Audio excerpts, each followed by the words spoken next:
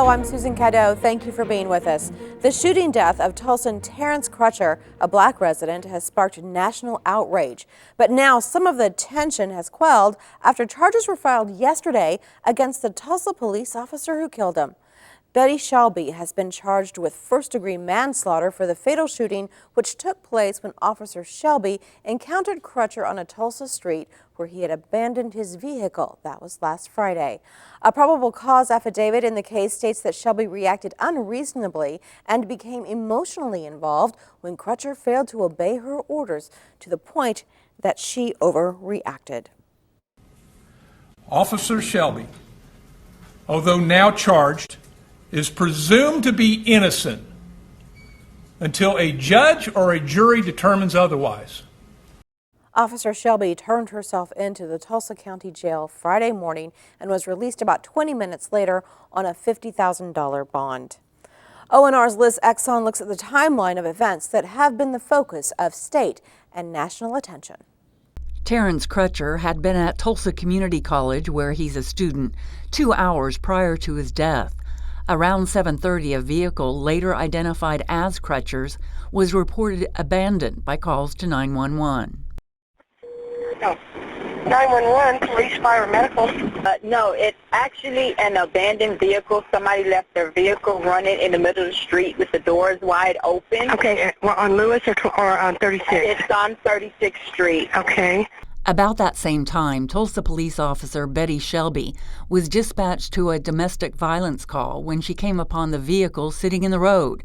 Helicopter and police dash cam video begins after Officer Shelby encountered Crutcher. He's got his hands swept there for her now. Because Tulsa police are not outfitted with body cams, we can't hear the verbal command Shelby says she gave to Crutcher to get on the ground. What we do see is Crutcher with his hands up, walking toward his vehicle. Officer Shelby and another officer follow him. Shortly thereafter, police say one officer tasered Crutcher, and at the same time, Shelby fired her weapon. Shots fired! At 321, we have shots fired. We have one suspect down. Before police released the video to the public, it was shared with Crutcher's family and their attorneys. Helicopter audio only added to their shock and grief. That looks like a bad dude, too. So I guess it's a crime now to be a big black man. My God help us. You all want to know who that big bad dude was? That big bad dude was my twin brother. That big bad dude was a father. That big bad dude was a son. That big bad dude was enrolled at Tulsa Community College. Benjamin Crump is an attorney representing the family. Don't try to demonize him as is the customary playbook. When they shoot a black or brown person, we blame the victim. He was in distress, as Attorney Hall said. He needed help. He needed a hand. But what he got was a bullet in his lungs.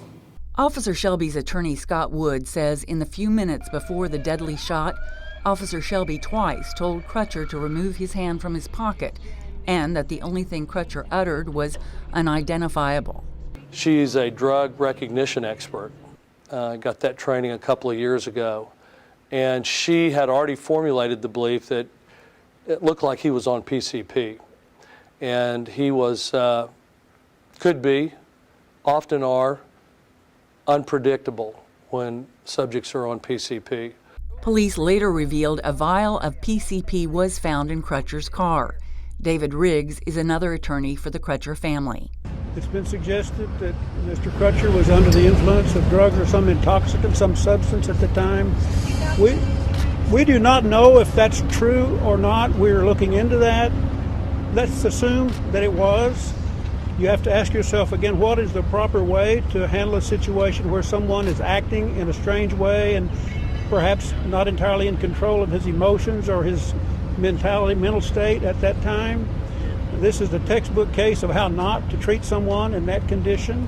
The four attorneys representing the family dispute what a police spokesperson stated after the shooting and what Shelby's attorney has said on behalf of his client. They both saw the threat that was presented, and that was Mr. Crutcher reaching into the car. So how could he be reaching into the car if the window is up and there's blood on the glass? Attorney Demario Solomon Simmons says the video is undisputable. We watched the video and it's clear to see that Terrence did not have a weapon in his hand.